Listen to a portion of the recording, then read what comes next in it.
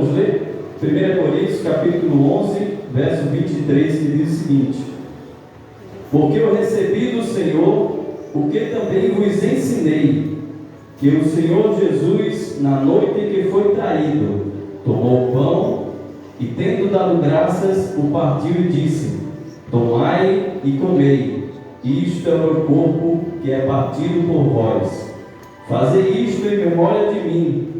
Semelhantemente também, depois de cear, tomou o pão, tomou o cálice, dizendo: este cálice é o novo testamento do meu sangue. Fazei isto todas as vezes que beberdes em memória de mim. Porque todas as vezes que comerdes este pão e beberdes este cálice, anunciai a morte do Senhor até que venha. Amém? Os irmãos podem sentar. Eu iria ministrar uma outra mensagem, passei a semana lendo uma outra mensagem, mas eu conversei com o pastor essa manhã e ele me informou que seria Santa Ceia, e no culto de Santa Ceia é extremamente necessário que nós falemos da Santa Ceia, falemos o porquê que nós estamos celebrando este dia, né? A Santa Ceia é a maior festa da igreja. Se nós fôssemos judeus, estaríamos celebrando a Páscoa, que é quando o judeu celebra a saída do Egito, quando eles eram escravos e eles foram libertos do Egito, e a partir dali Deus instituiu a Páscoa para que cada vez que chegasse aquela data, eles lembrassem do grande livramento que eles tiveram lá quando eles eram escravos. E quando nós celebramos a Santa Ceia, nós nos lembramos que nós também éramos escravos do pecado. Quantos nós tínhamos uma vida terrível lá fora, e Deus ele nos libertou, nos deu um novo nome, lavou com o sangue do Cordeiro, e hoje estamos aqui para glorificar o nome deste Deus maravilhoso. Louvado e exaltado seja o nome de Jesus. E nós estamos bendizendo esse Deus mais uma vez nessa Santa Ceia, lembrando do seu sacrifício na cruz do Calvário. Se ele não tivesse morrido e ressuscitado, nenhum de nós estaríamos aqui. Mas glórias a Deus que ele morreu e ele ressuscitou. E hoje nós podemos celebrar esta ceia para a glória do seu nome. E a Bíblia diz que até que ele venha, louvado seja o nome de Jesus.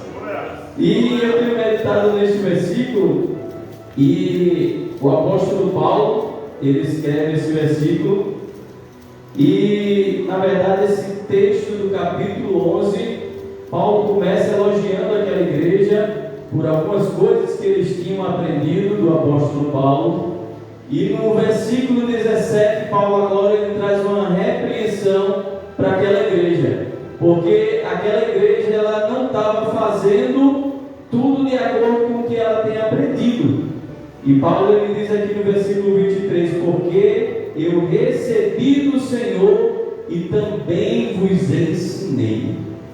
E aquela igreja ela não tinha aprendido da forma que Paulo ele tinha ensinado. E Paulo agora no versículo 17 ele começa a repreender aquela igreja para que ela atentasse para a verdadeira celebração da Santa Ceia, para o verdadeiro motivo da Santa Ceia, para a forma de celebrar a Santa Ceia do Senhor.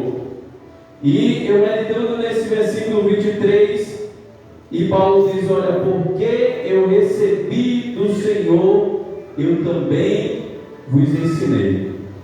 E eu sou muito apaixonado pelas cartas de Paulo, pelos ensinamentos de Paulo, e eu fiquei meditando nesse pedacinho do texto, e esqueci um pouco o texto da Santa Ceia, e fiquei meditando: porque eu recebi do Senhor e eu também vos ensinei. Aí eu comecei a puxar da mente o que eu tinha aprendido com Paulo, o que Paulo aprendeu e o que Paulo nos ensinou. E eu comecei agora me lembrando que no próprio Coríntios, no capítulo 13, Paulo ele fala uma mensagem incrível sobre o amor. E ele começa a citar que ele poderia ter muitas coisas. Ele fala: olha, ainda que eu falasse a linguagem dos homens, a linguagem dos anjos, ainda que eu tivesse o dom de profecias, ainda que eu tivesse muitas coisas.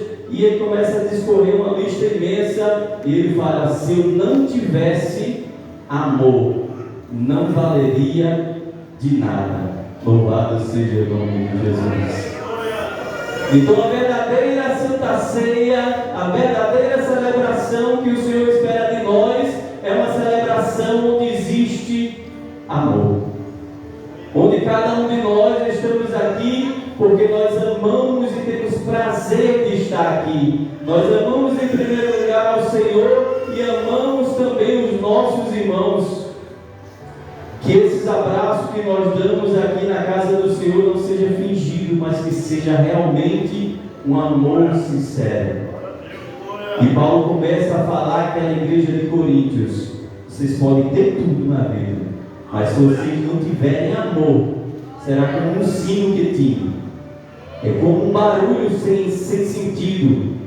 Mas se vocês tiverem amor, glória seja dada ao nome de Jesus, aí a coisa vai ser diferente, aí a coisa vai fluir, aí Deus vai se mostrar na sua vida, aí o mundo vai ver Deus em você. E quando você passar, as pessoas vão dizer, como disse para Elias, o Eliseu: ali vai um santo homem do Senhor, ali vai uma santa mulher de Deus, porque o brilho do Senhor, ele começa a resplandecer na sua vida por conta deste amor que tem do Senhor em nós, porque de nós mesmos nós não temos amor.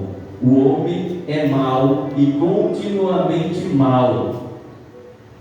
Deus, quando destruiu a terra no dilúvio, a Bíblia diz que Deus olhou para a terra e só viu que o homem era mau e só fazia maldade. Mas aí veio o nosso Redentor. A Bíblia diz que o homem perdeu a característica de ser filho de Deus. A Bíblia diz que o homem perdeu a imagem e semelhança de Deus, mas Jesus veio para restaurar em nós essa imagem e semelhança, para que todo mundo olhe para nós, ele veja a imagem de Jesus na terra. Louvado seja o nome de Jesus.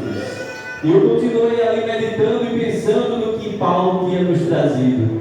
E em Romanos, no capítulo 12, ele vai dizer: não vos conformeis com este mundo, mas transformai-vos pela renovação do vosso entendimento. Para quê? Para que experimenteis qual seja a boa, perfeita e agradável vontade de Deus. Quantos infelizmente já têm se conformado com este mundo? Não, mas é assim mesmo, é século 21, é tudo diferente. Não vos conformeis com este mundo. A igreja do Senhor, ela recebeu o apelido de protestante e não foi por acaso, é porque ela protesta, é porque ela vai contra aquilo que é fora da vontade de Deus, ela vai contra aquilo que é fora da palavra de Deus, ela protesta, ela vai contra o rumo deste mundo. Não vos conformeis com este mundo. O mundo, ele quer nos jogar numa vala comum, onde cada um é igual e todo mundo olha para todo mundo e não vê diferença nenhuma, mas você é diferente. Você é diferente. Você tem o Espírito Santo de Deus na tua vida. O Espírito Santo de Deus, ele te encheu, não foi para você ficar da mesma maneira, é para você fazer a diferença nesse mundo que vai de mal a pior. Não vos conformeis com este mundo, mas transformai-vos pela renovação da vossa mente, do vosso entendimento.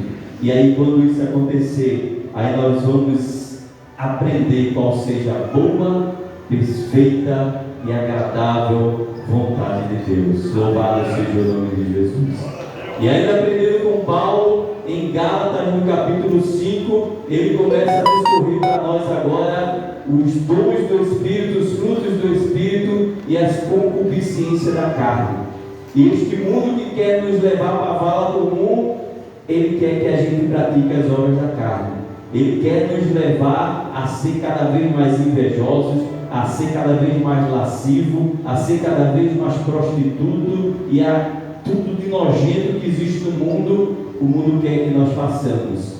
Mas a Bíblia diz: enchei-vos do Espírito Santo. E Paulo diz: aquele que é cheio do Espírito Santo, ele tem longanimidade, paz, mansidão, alegria, amor, temperança. Louvado seja o nome de Jesus. Talvez você busque alegria em tanta coisa, e é só buscar o Espírito Santo de Deus que Ele vai te dar. E a Bíblia diz: olha, Jesus disse: eu vos dou a minha paz, e não vos dou como o mundo a dá. A minha paz é diferente. Louvado seja o nome de Jesus. Talvez você tenha buscado paz em várias coisas, em vários lugares, mas só Jesus, Ele é capaz de preencher o vazio do teu coração. Só Jesus, Ele é capaz de te dar paz. Mas no meio dessa tribulação, Jesus te dá paz. Jesus te dá paz. Ele dá de uma forma diferente. Louvado seja o nome de Jesus. Paulo, ainda falando em Efésios, ele diz: olha, Efésios capítulo 6, revesti-vos da armadura de Deus, para que possais resistir às astutas ciladas do diabo. Louvado seja o nome de Jesus. Nós servimos a Deus, nós estamos na casa do Senhor, mas o diabo, ele não deixou de atacar a igreja. Ele não deixa de nos atacar no individual. No nosso lar ele quer nos atacar, no nosso trabalho ele quer nos atacar. Mas Paulo, ensinando aos Efésios, ele diz: olha, ele vai atacar, mas tem uma coisa: revestimos da armadura de Deus. Louvado seja o nome de Jesus.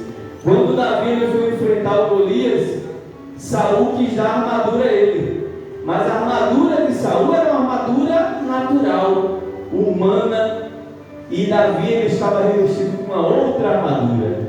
E quem olhava para Davi via algo fácil. Golias se enganou, disse: esse aí, menino, você manda um menino para me enfrentar, é um guerreiro. Mas Davi, ele estava revestido com uma armadura invisível, que não era possível ver, mas era a armadura do céu. Davi disse: olha, tu vem a mim com lança e espada, mas eu vou a ti em nome de Jesus. Louvado seja o nome de Jesus. Quantas vezes o Senhor já nos deu experiência onde a armadura celestial, ela nos livrou de tantos problemas. Quantas vezes que nós podemos usar o nome de Jesus e o inimigo, ele cair por terra. É só o Senhor que faz isso nas nossas vidas. E Ele quer que cada um de nós nos revistamos dessa armadura.